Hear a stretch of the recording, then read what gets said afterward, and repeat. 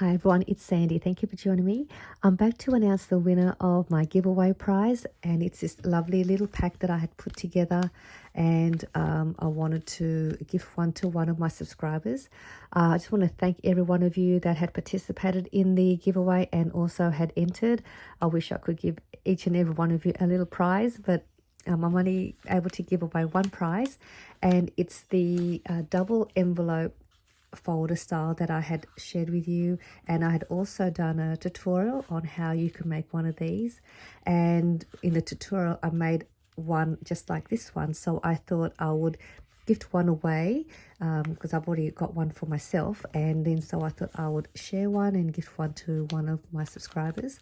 And I do hope whoever wins this really enjoys what I put together and all the fun stuff that's inside. If you wanted to have a look and see what's inside the giveaway prize, I'll put that video down below if you wanted to have a look and see what I put together. But the winner is Yvonne Bowman. Congratulations, Yvonne. I hope you enjoy your little prize pack. If you would like to email me your postal address, or you could also direct message me on my Instagram if you want to send your your postal address there.